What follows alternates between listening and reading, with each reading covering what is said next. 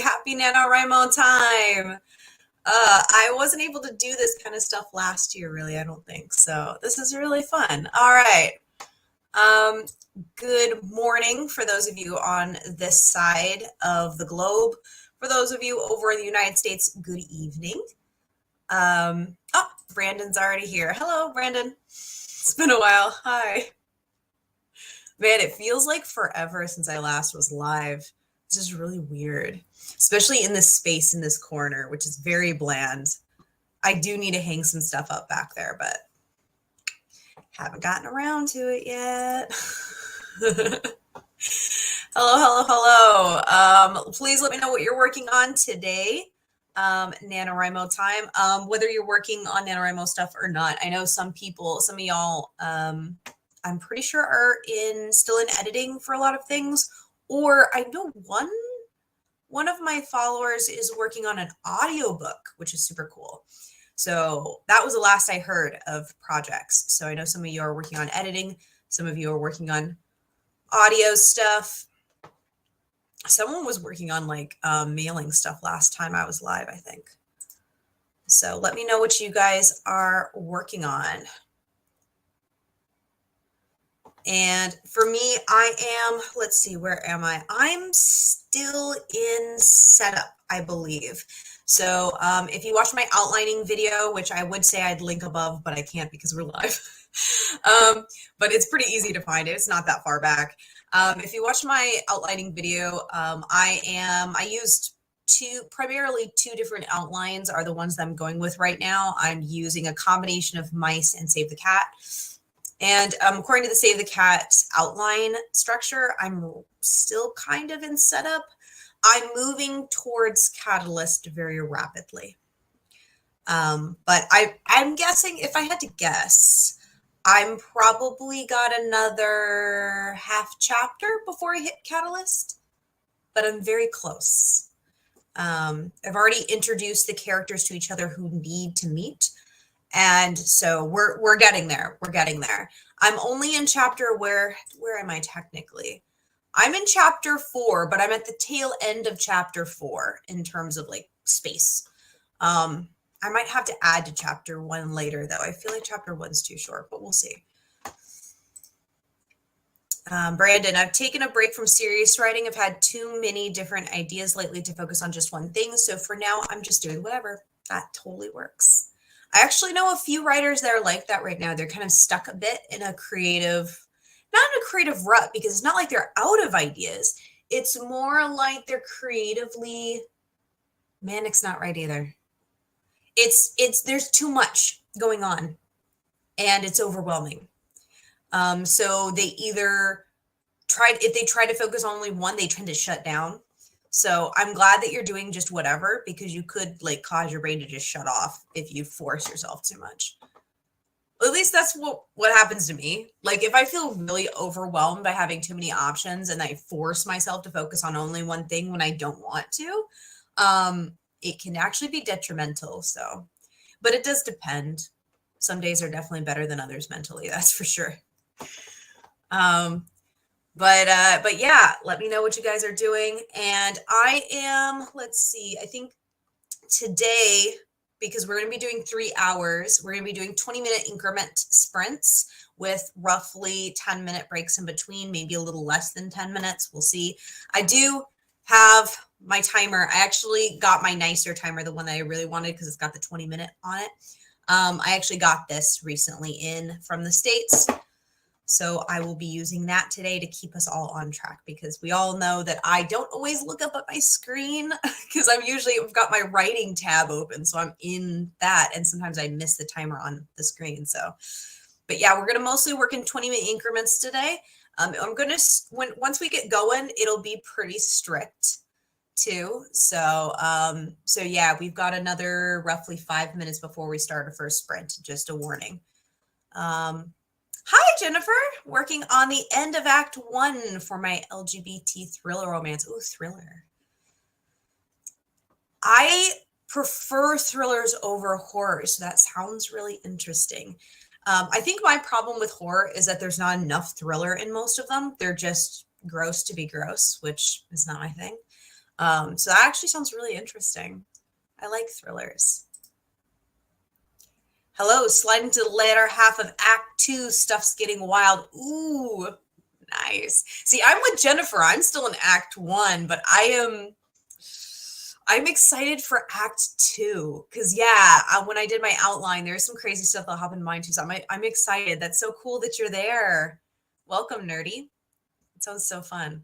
Okay, Brandon, I was toying around with an original pantheon of gods because I heard someone talking about the gods they read about are based on pre-existing mythologies.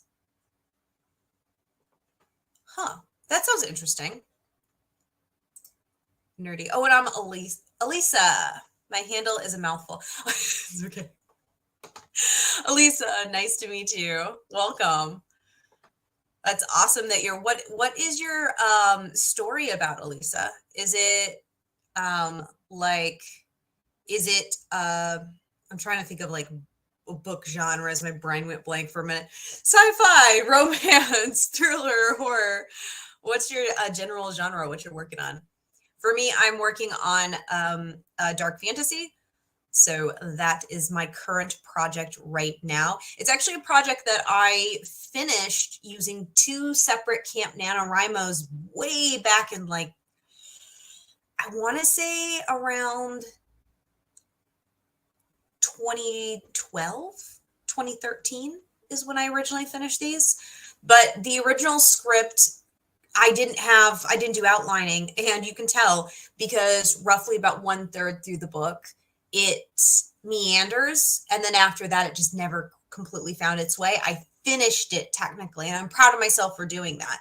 But it needs so much work that I actually, just like the previous project, Project Clockwork, I just restructured it. I'm completely going from scratch. This restructure already is so much better. Oh my God. Because I've been following an outline. So yeah, that's why they write outlines, Corey. You think I'd know. But this is the first time outlining's been working for me so far. So, hey. Brandon, they're gods of places, not things. Oh, because I rarely see it done that way. Mother of Thai forest, the mountains, the river. I call them mothers because they're all women and almost always maybe. Yeah, so landlocked gods are, I think, more of a thing in a couple other countries that aren't as well talked about. So here in Japan, most of the gods are landlocked. So they're supposed to be in a particular area. They don't really move. That's not to say that they can't, but they tend not to. So yeah, I feel like a lot of more Western religions, not so much, but certain ones can be landlocked. I think there are some in Ireland as well. There are some that are landlocked, which is nice. Not all. A lot of them are not landlocked, but there are a few fae who are, which is nice because they're dangerous. It's an urban fantasy with some romance. Nice. Urban fantasies.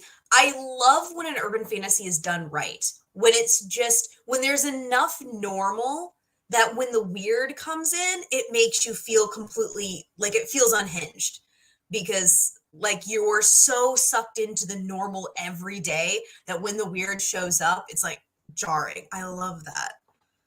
When it's done right, and I love that.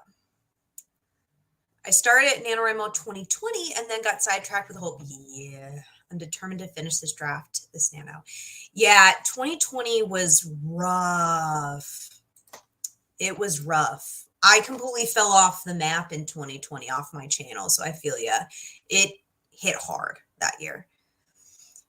Almost always pregnant.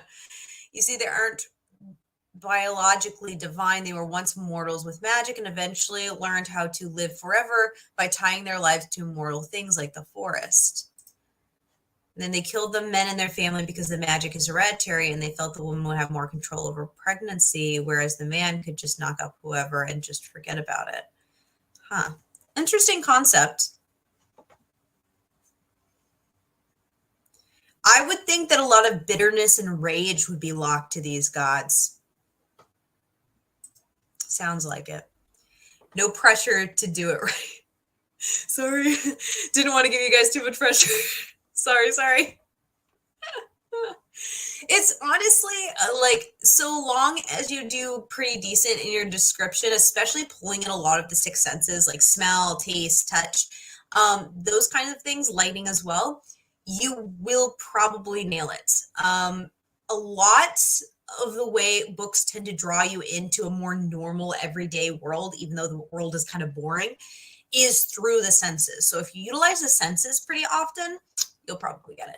I wouldn't worry about it too much. It sounds like doing it right is really, really hard. But honestly, I feel like for a lot of authors, it's just being aware of using the six senses when describing things.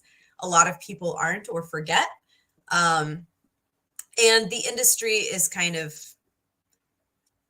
overrun with that kind of stuff, unfortunately. So it means that a lot of these books aren't usually being edited super great either, because they're just being pumped out. So long as you pay attention to that, you'll be fine. It's just a lot of authors tend to breeze over it.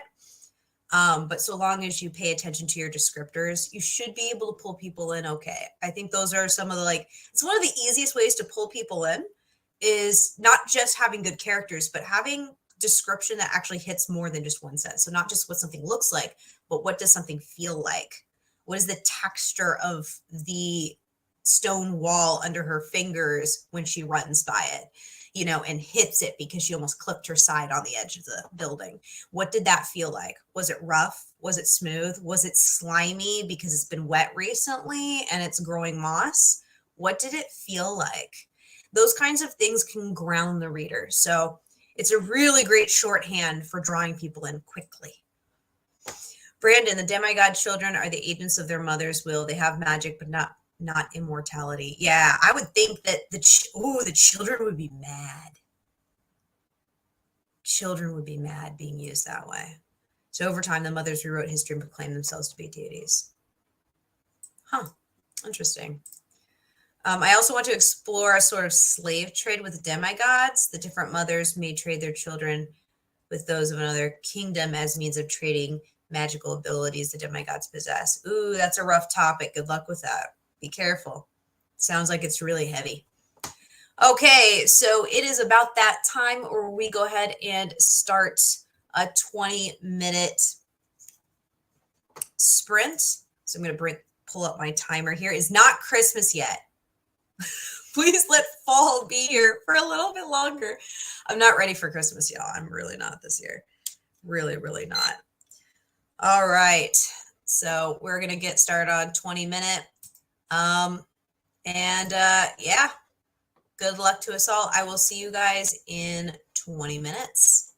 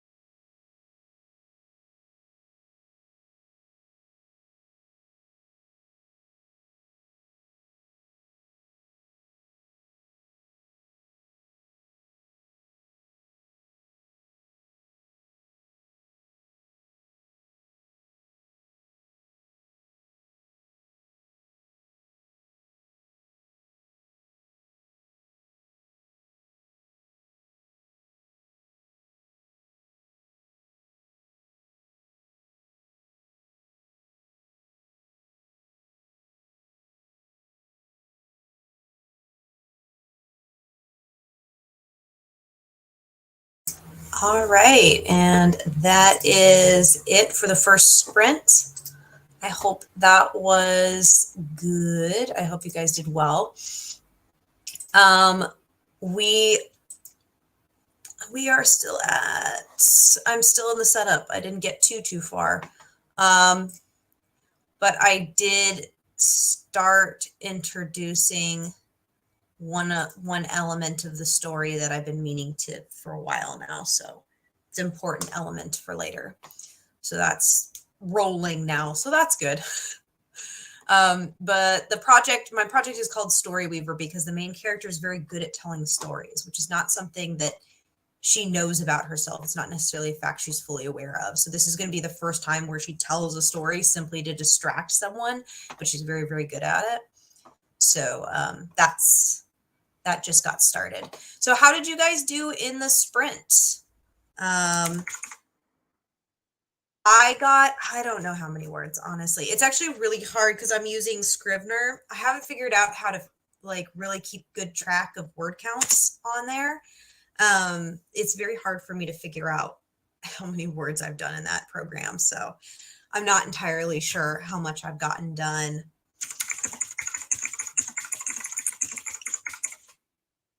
Where are you in your story? I'm kind of curious. Are you guys like still in a setup part?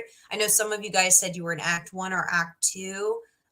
What part of, because there's a lot that can happen in those acts. Where roughly are you? Are you at a part where action is just starting? Are you in a lull part where people are discussing action that just finished? I'm going to change the banner here real quick. There we go.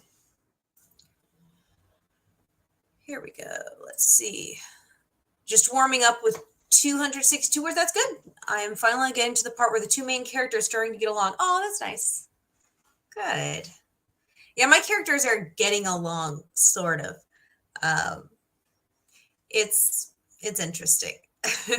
There's one character that's very bitter towards another one, and she hasn't warmed up yet, but she's about to. 328, slow again to groove. Awesome. I use Pacemaker to keep track of my daily word count. You can bind up all your pieces in Scrivener, and there's somewhere that tells you the word count.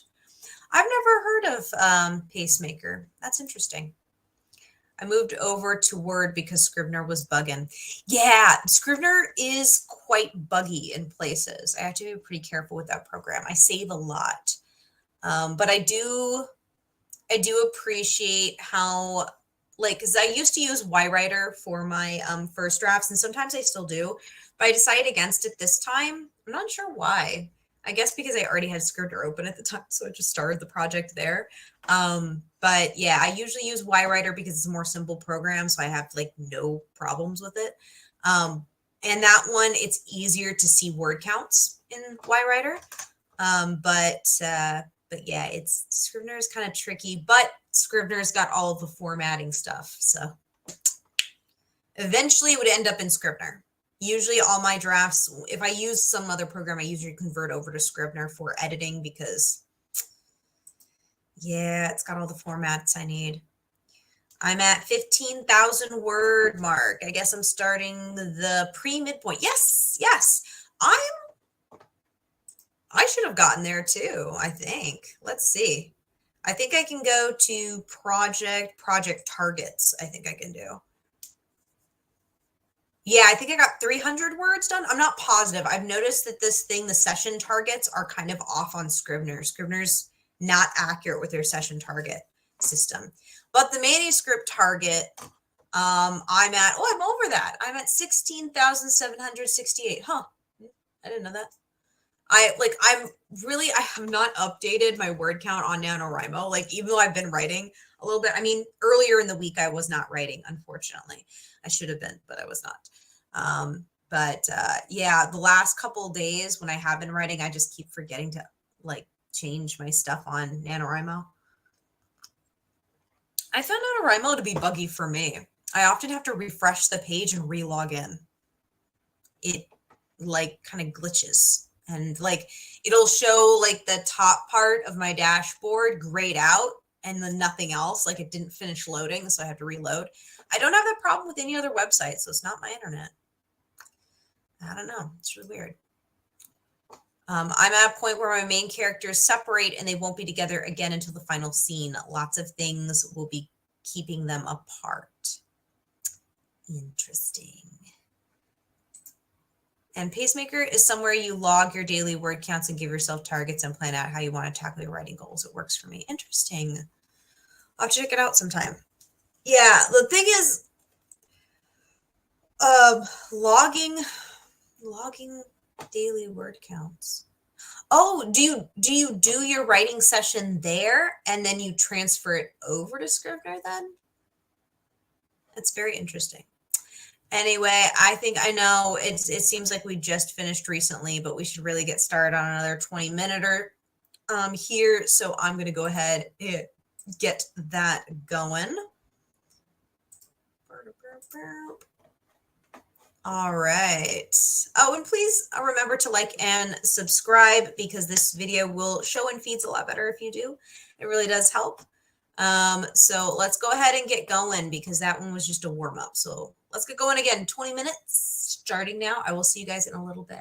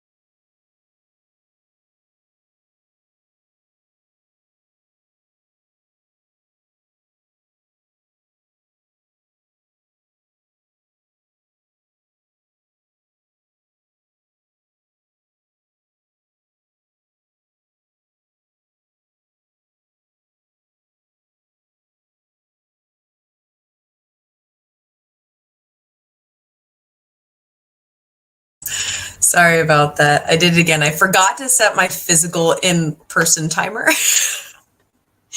This memory problem is part of the problem. Okay, good job with the sprint, guys. How did you do during that sprint? How was it? How did it go? I was able to, I don't know how much I did. I can never tell, but I feel like I did okay. I'm getting through a conversation. It's a longer one, so it's going to take a bit. So I'm not quite there yet. Why did it jump me to another video? Why would it do that? Sometimes I don't get YouTube. Okay, sorry, I just was distracted for a second there. We did have a couple people come in. Let's see. Oh,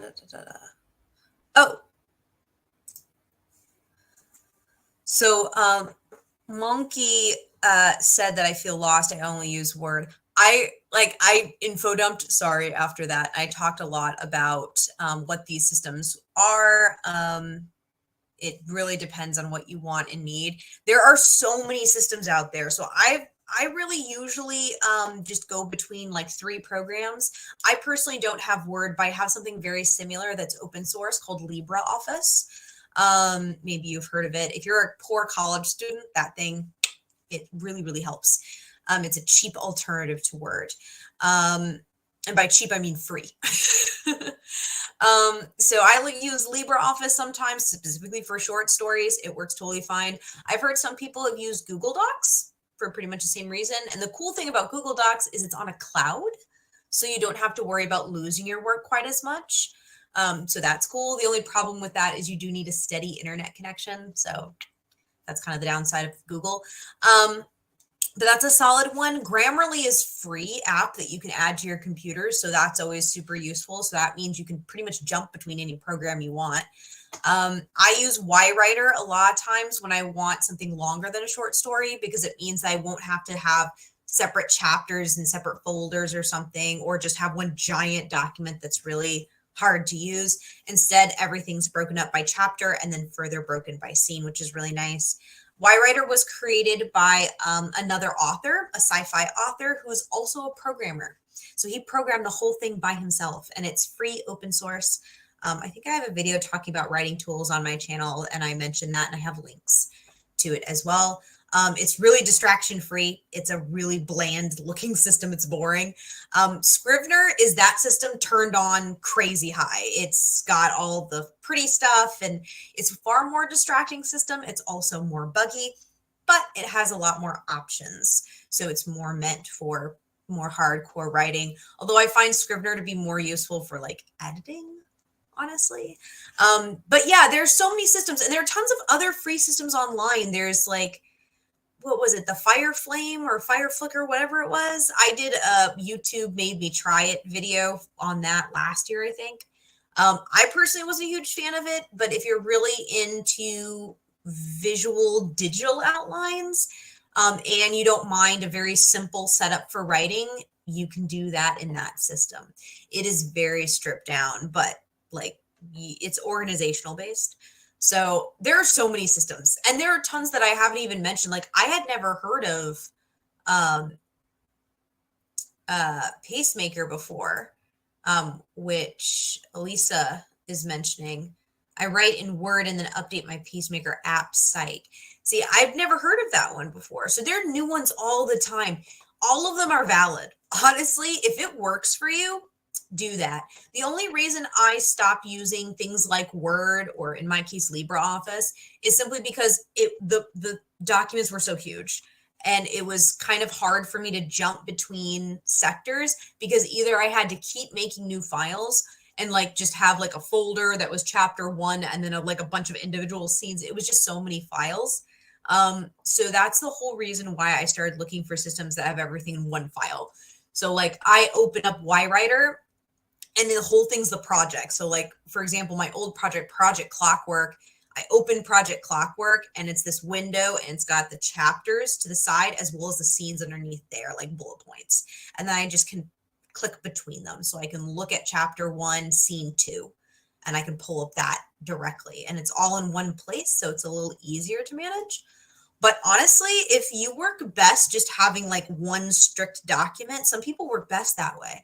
If that works for your brain, go for it. But there are tons of systems out there at this point, like so much. There's so many systems. There are quite a few free ones. I will warn though, I'm pretty sure YWriter is originally meant for PC. I don't know if it works on Mac. I will warn. I'm not sure about Macintosh. I know I'm pretty sure LibreOffice does have a Macintosh variation. I'm pretty sure. And I know Scrivener does, but Scrivener is a paid system. You do have to pay for it. It is a one-time payment. So there's that, but you do pay for the system. So just be warned. If you complete NaNoWriMo and reach your 50,000, sometimes you get a coupon for Scrivener. I don't know if you always do every year, but that's how I got mine. I got a discount. I got, I think, a 30% discount or something. So it was more reasonable. I think the retail price is a little high for that program, but I think with a discount, it's okay. Let's see. Oh, Haley's here. Hi, Haley.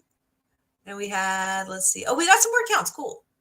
380. I seem to be in the 3s today. 3's a lucky number, so that's a good number. 508 words this sprint. Awesome. Thanks for the info. I'm actually from Mexico, so it's not usual to hear about YWriter and Scrivener. YWriter is very odd. I almost never hear people talking about that. Probably because it's open source and it's not promoted at all. It's like the creator gets almost zero money from it. He did it for free because he wanted a system that he didn't have to pay for, and he was a programmer, so he just said, fine, I'll make it myself. Because things like Scrivener, things like Liquid Binder is another OG system that some people use, but it's a paid system. Scrivener and Liquid Binder are paid. You have to pay for them. They're quite expensive. At least Liquid Binder is expensive last time I saw. But both of those, he thought that they were too distracting because they were too pretty and there were too many buttons and things to do. And he was like, I need a system that breaks things down, but I want it to be really, really bland looking. And so he made it himself. And he put it online for free for people, which is really, really sweet. I think you can donate to him if you'd like, but he does not charge for his stuff, which is really nice. I think his online name is like Space Jocks or something like that. I don't know. It's been a long time, but I did link it in my writing tools video last year. So if you're interested in that, definitely check that out for some links. But yeah, I'll check out the first one though. Yeah, YWriter. Yeah, it's free. Like I said, though, I don't know if they've got an iPad version. So I don't, like, if you've got an iMac or pad or something, I can't promise you it'll work. But if you've got PC, general laptop running Windows, it should work just fine. Also, it should run on Linux just fine as well, I'm pretty sure. The only one it might not work on is a Mac, because Mac is proprietary and they charge for their programming. You cannot make open source stuff easily on Mac. It's almost impossible. So not impossible, but almost. Like usually you have to donate a lot of money to organization for them to get the programming rights to be allowed to make a Macintosh program, which is why you'll see more free programs for Windows than you will for Macintosh. Little programming knowledge there. Just a writer is not from, yeah. Like I said, I'm pretty sure it wasn't. Yeah, because Mac charges. If you want to make a program for a Macintosh computer, you have to pay a fee to Macintosh, the corporation. You have to. And it doesn't matter if you're nonprofit. It doesn't. They don't care. They will charge you money. And I think they might charge you money constantly. I don't know if it's a one-time fee or constant, but it's a lot of money. It's not a joke. It's very expensive to be allowed to program for Macintosh because all of their stuff is closed system, whereas PC is open programming. Anyone can learn to do PC programming. Anyone can, I mean, it's hard to program, but if you want to do it, you can learn it and you can just make a program for PC and you can put it up online and there's no problem with that. But if you want to do something for Mac, you have to pay fees. So yeah. It's why people like me who don't have a lot of money, it's one of the main reasons I stick with PC is because I don't have a lot of money. So for me, I can get a lot of free programs on PC. And if I was using a Mac, I wouldn't really have those same options. My whole life has become Mac based. I'm not sure how that happened. I don't like, there was a switch. I feel like I was in college when there was a major shift. People were using Apple prior, of course, when I was a kid, but it was more for like MP3s, and then iPhone had just come out and that was starting to become a thing. But then when college happened, there was this huge push in institutions. Macintosh before, like, I think before the early 2000s wasn't really big in schools. And then they started making a bunch of deals with universities. And they started making this thing of showing that, oh, like we're for creatives and things like that. They really pushed it really hard. And a lot of universities that wanted to look state of the art started signing deals with Macintosh. So my college actually went from PC completely to Mac across the board for all their computers. And it was horrible for a lot of systems. It seemed like a good idea because they looked visually very beautiful. Like visually, the computers looked better. They looked more futuristic. The problem was a lot of the classes that really need to do a lot of heavy computer stuff outside of the, photography classes, because they loved it because it was easier for them to use some of those systems. But for a lot of the other classes, like the language arts, like I was trying to do like Japanese papers and I had to convert to kanji, and getting kanji set up on a Macintosh computer was a pain. I remember that switch. It was rough in the language lab. So for a lot of other degrees outside of like photography, it was rough. And we did not like that change. My teachers hated it. It was bad. There were lots of files that were lost. It was not a good time. So I don't know if that's what happened to you as well. I know there was a switch for a lot of universities. They just switched over because they signed a lot of licensing deals. But I don't know outside of my home state. It's possible there was another reason in different states. But there was a push by Macintosh to market themselves like everyone at a university has this. Everyone going to higher learning has this, which really pushed the idea of connecting Macintosh to higher learning. And so a lot of people made that association that if you're a serious student, if you're a serious person, you're good with productivity and you've got your life together, you will have Mac. And because they made that association with marketing, a lot of people assumed that that was the system you needed to get all of these things done. When the reality is, if you're a poor student, you probably want to have PC because PC can be gently upgraded. You can upgrade your RAM, you can upgrade other things without having to change out the entire system. You can do these cheaper alternatives using PC that Macintosh doesn't allow. Now, that doesn't mean that PC is perfect. Microsoft in and of itself is a horrific corporation. I'm not saying that PC is perfect at all, but if you're on a budget, PC is gentler on your wallet. So yeah, that could have been it. Hard to say. There are a lot of politics that go into that. I'm sure someone on YouTube has done an in-depth video on the marketing of Macintosh and how it changed over the years. But that's, from my perspective, that was the switch that happened in college when I was there. I resisted for years. I remember my college being Mac-based and I was still PC. Yep. My mom was an IT exec and refused to let me go Mac. Yeah, for a reason. My dad's an IT, and he is still to this day heavy against Mac. And it was really funny because there were a couple people that had Macintosh in his old workplace, and he straight up would tell them, he's like, I cannot fix it. I literally can't because there's a paywall. If you guys want to pay thousands upon thousands of dollars for me to take a single class with Macintosh, go for it, but you guys are paying for it because it's expensive to get certified to just fix a Mac, let alone do programming and other things. It's next level expensive. It started with the iPhone. I think YouTube really sealed the deal, and one day I switched from PC to Mac for editing, and now here I am. Yeah, and that's the thing. A lot of people think it's best for editing as well, and I think a lot of people, because a lot of things like Adobe is pushed so much, and Adobe has, I think, pretty sure Adobe has like some back alley deals with Mac. I think they made some really nasty deals back in the day because I remember a lot of things by Adobe were really pushed heavily on Macintosh computers, even though you can run them on PC. But they were pushed really heavily, and a lot of things on YouTube, a lot of influencers use specifically Macintosh products because, again, there is that allure of it looks so nice. But when it comes down to actual programming, like I use things like Kdenlive, which is an absolutely free to use video editing program, and it's very powerful.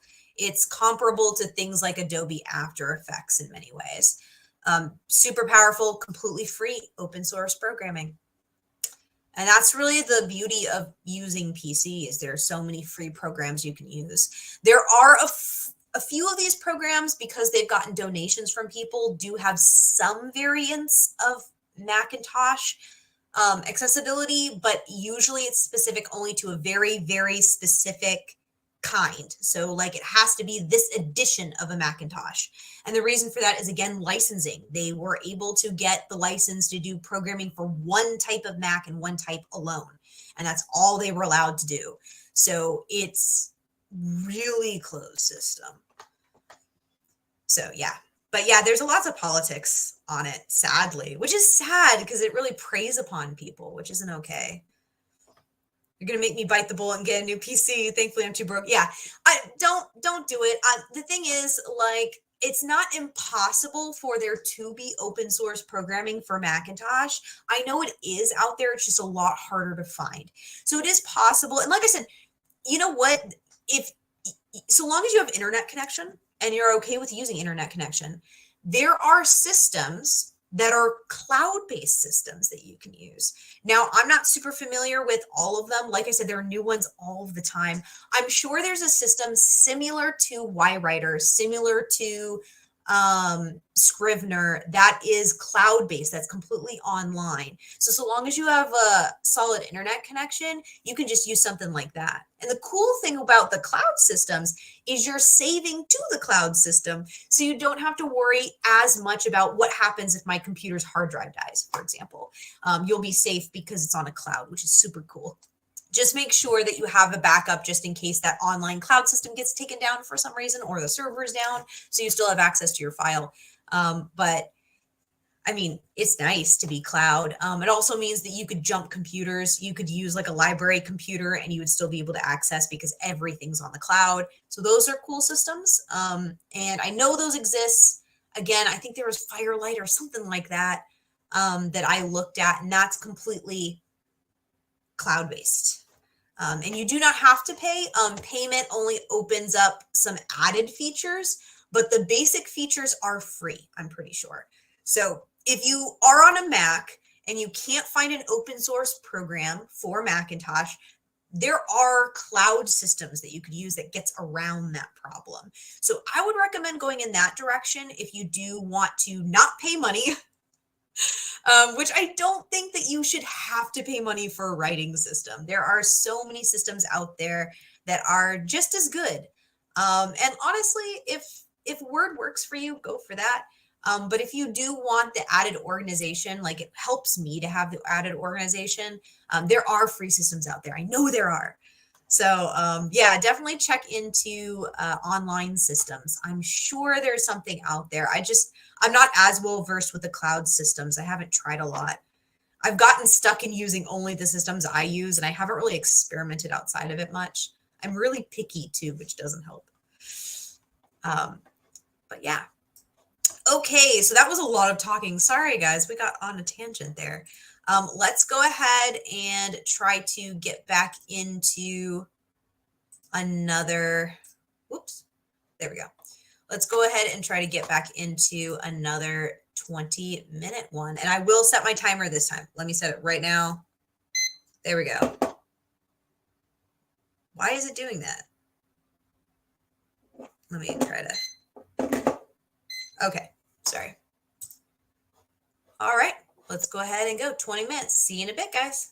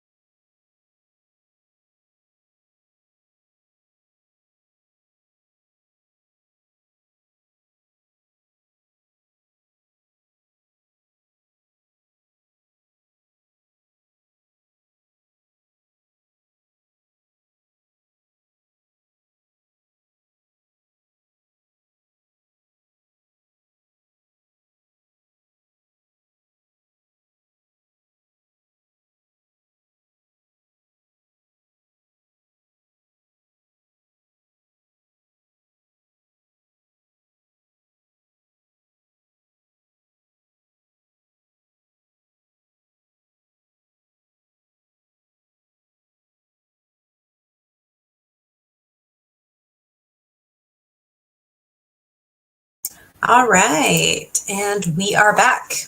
I am going to actually remember to set a 10-minute timer so we don't go over. 10-minute break, maybe a little less than that. We'll see. I might cut that short. We'll see about that. Alrighty. So I hope that was productive. Let me know how you guys did in that particular sprint.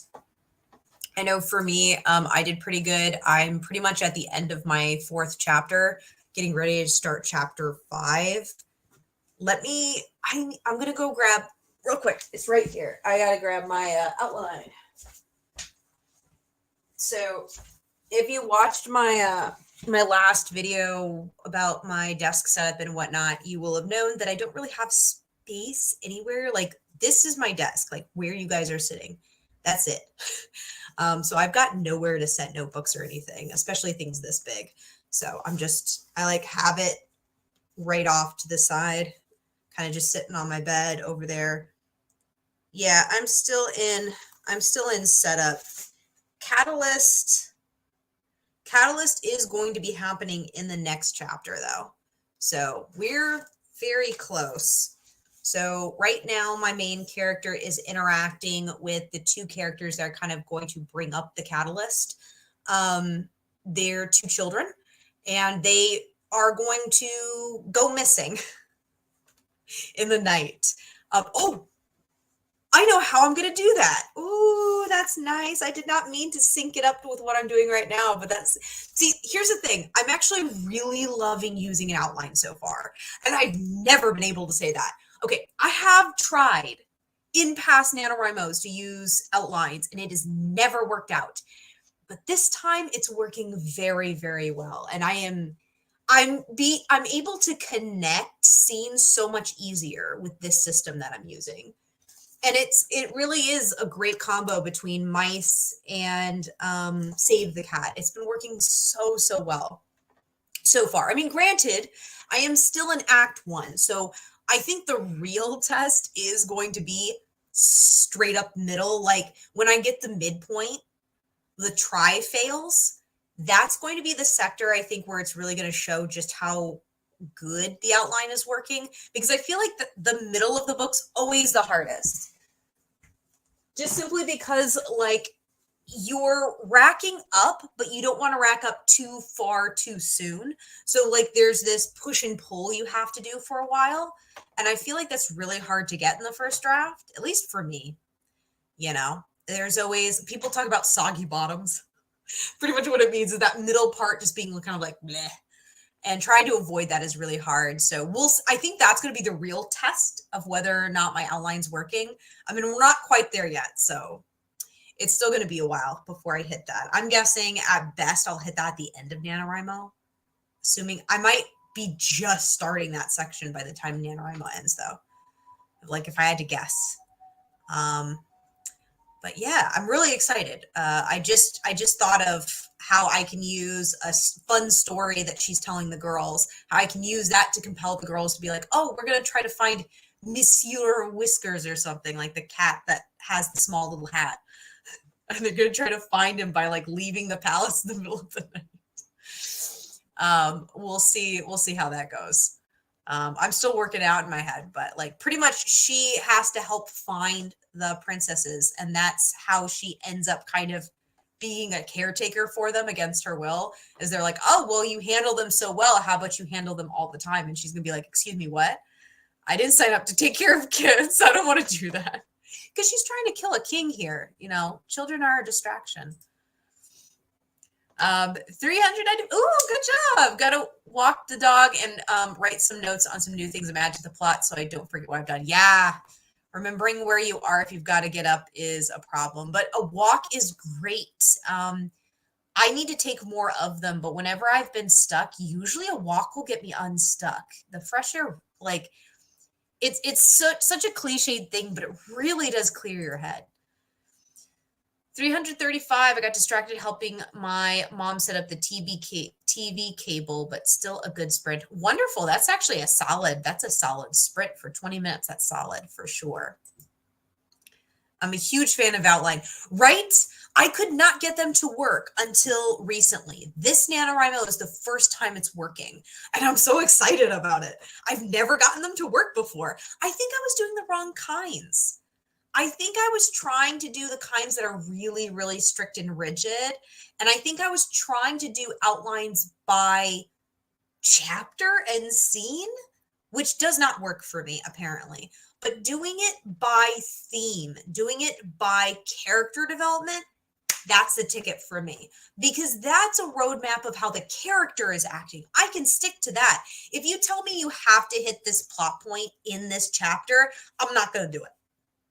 I'm not going to do it because the conversation will take longer. Maybe a character, I'm like, oh, this character, it would be great if this character got like sidetracked by something. So it'll take me too long. And then I've written 3 chapters instead of 1 chapter for a single plot point. And so going by plot point works better than going by chapter or scene. And I just make sure that I label everything. So in Scrivener or whatever system you use, I just make sure I name all my chapters and name all my scenes, what's happening in the scene. That way, if I do need to go back, I know where everything is. But yeah, it's been working great so far. I'm really excited about it. Right now, my 2 characters are bonding about the reality of their people. One is a ruler of a city who has the water, and the second one, a part of a nomad tribe that were forced to ask for asylum. That's good. Yeah, I'm having a lot of bonding moments between my characters right now, too. I think we're all kind of in a similar spot with that bonding time for characters.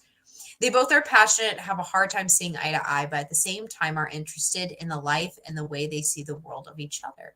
That's awesome.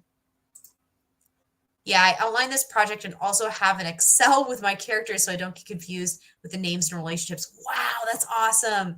See, here's the thing, like I always want to be able to do something like really organized with like having all my characters spread out, but I never have the patience to actually make it.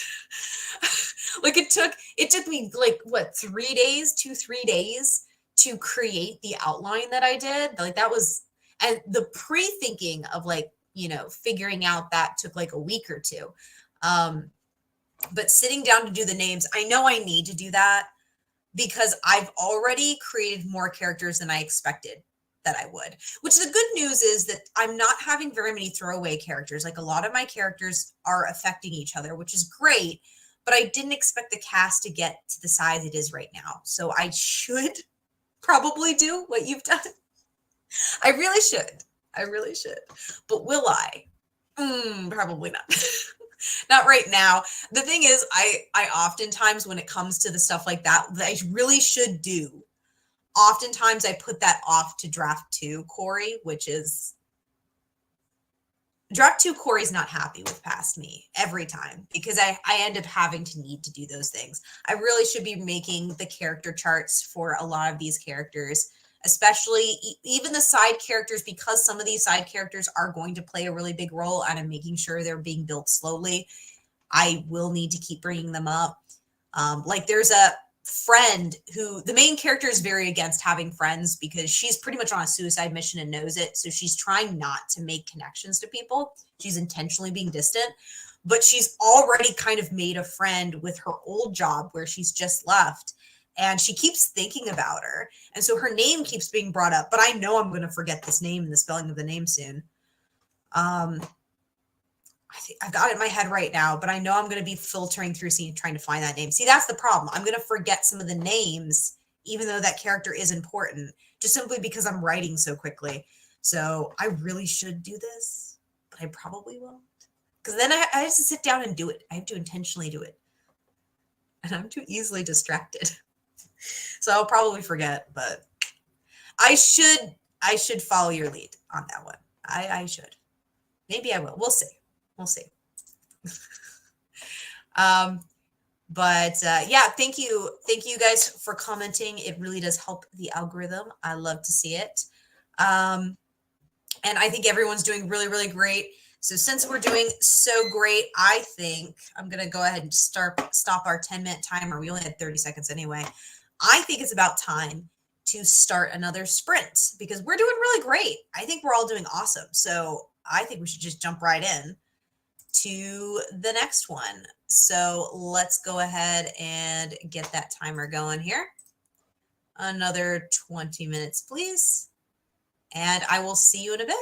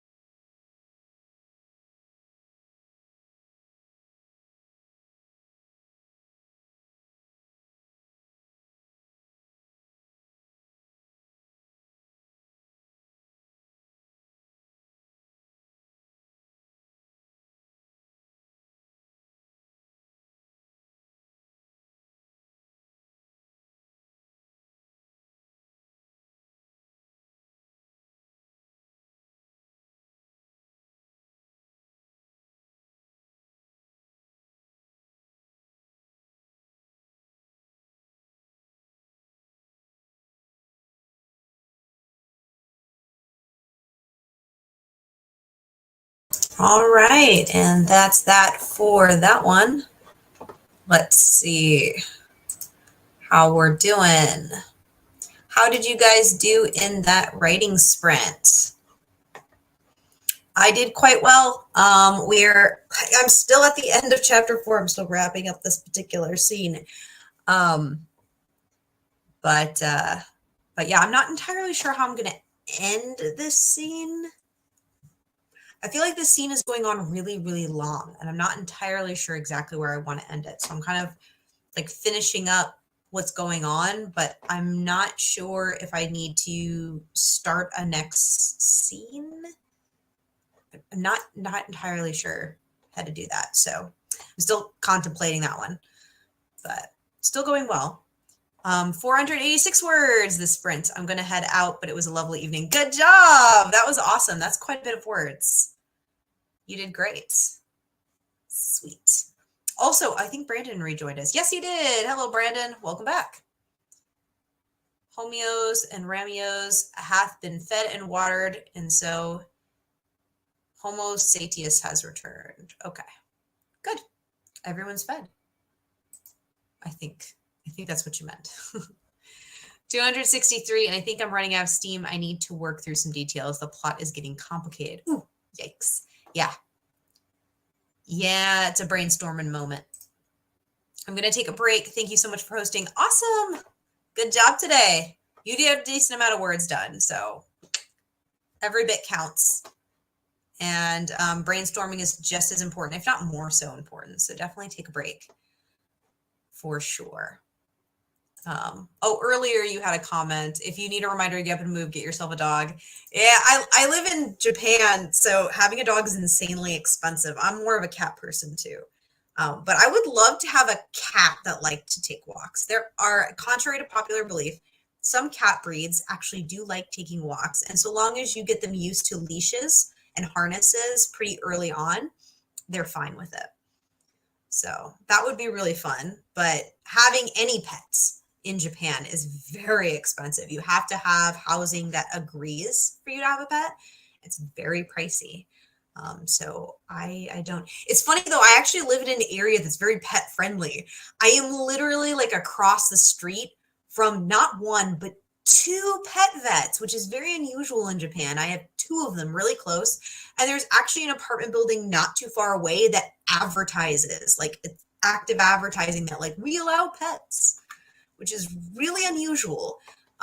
Very sweet though. It's very pet friendly area, but I'm in a Leo Palace and Leo Palace never allows pets. So I would have to get legit housing, which is something that's a whole problem I ran into earlier this year, that back in September.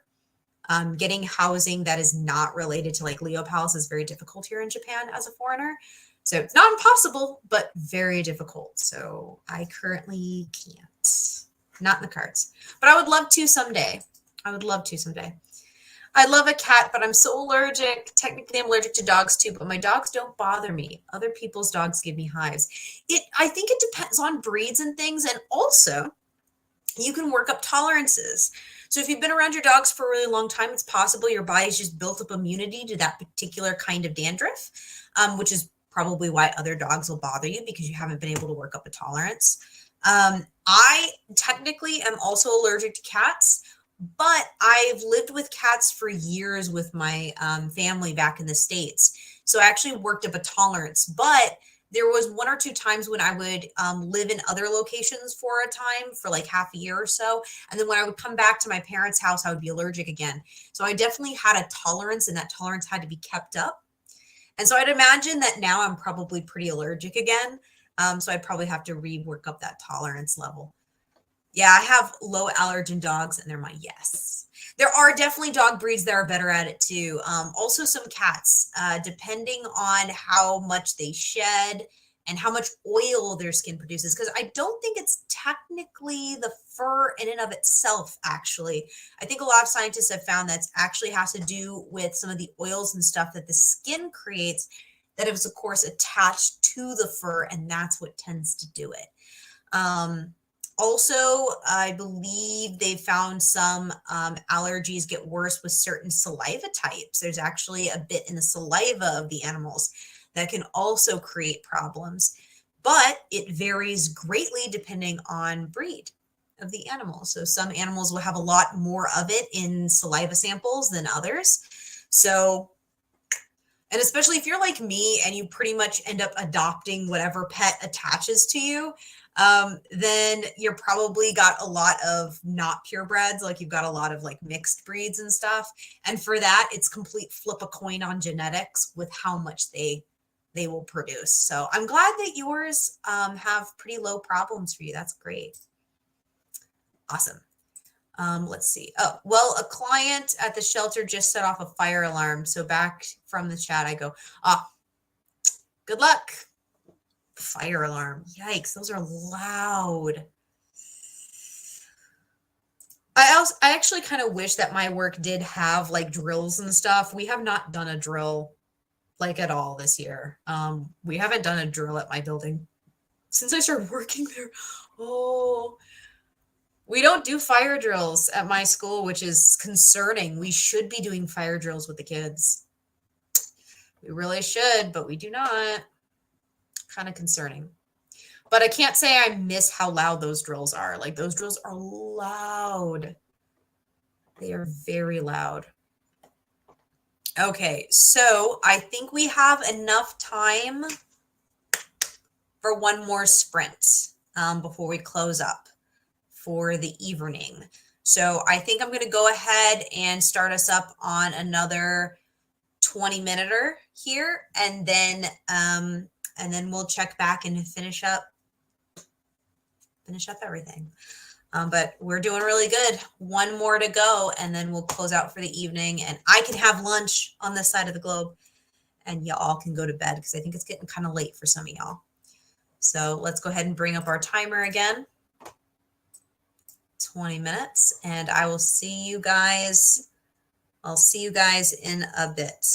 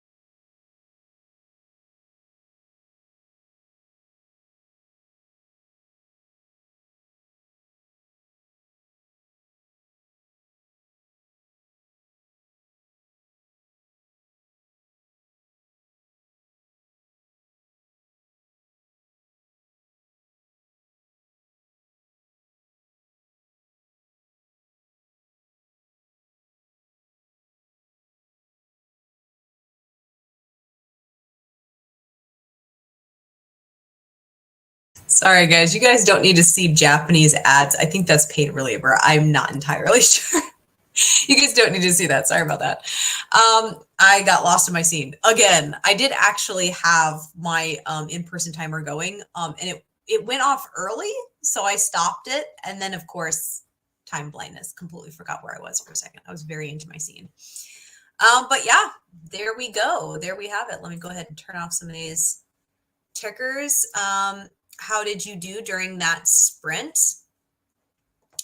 I did quite well. I am still trying to figure out exactly how I want to end chapter 4. What I think has happened is I think I need to start chapter 5 sooner. I think chapter 5 should have began in the middle of the last scene. So I think I actually need to rearrange some stuff. I think I need to move some things, which is fine. But I do need to do that. So that's something for future me to worry about. But I am finishing up this particular scene, getting ready for the evening time where there is going to be a panic because some kiddos can't be found. Actually, come to think of it, I think what I'm going to have do is I think they're not going to be found in the middle of the night, which means I've got quite a ways to go because we need to get my main character like settled for the evening in the space that she will be living, which is the first chance she will have to even see that space. So that's at least another scene or two. So yeah, I think I actually need to break this in a slightly different spot in order for the next chapter to start. So I'll probably do that next time. But I hope you guys were able to get some stuff done during that last sprint. That is the last sprint for this particular chat. I'm going to be wrapping it up real soon here. Make sure you remember to stretch and stuff. I'm probably going to be taking a walk. I've got an errand to run today, so I'm going to be doing that. So try to take a walk, take a stretch, do whatever you need to do to move your body. This was a really, really long one. I think everyone's gone actually, and it's just me in here, but that's okay. Thank you guys for hanging out, and for people who are watching the replay, please make sure you hit the subscribe button if you want to see future videos. I've got some more stuff coming up going over things like the time blocking that I attempted this month, as well as going over, ooh, we have spam. We are going to block the user. Bye. Sorry about that for anyone who saw that in the chat. I can't believe how many of those I have to block here on YouTube. YouTube really needs to crack down on the corn that is all over. Some of you guys noticed in the comment section. If you guys ever see that in my comment section, if it's not letting you report the user, definitely let me know and I will 100% get to it. I usually get notified, but I've noticed recently YouTube notifications sometimes straight up doesn't work. I don't know why. I don't know if it's just my phone. I don't know if it's the app. I can't tell. But sometimes I will have comments posted on older videos and I don't get notified because it's an older video. But other times I will. It's really weird. It's really random. Please let me know if you ever see anything suspicious. I will 100% get to it as quickly as I possibly can. But yeah, thank you guys so much for watching. We are going to wrap up right here. And happy NaNoWriMo. I hope you guys are doing great. And I'll see ya later. Bye.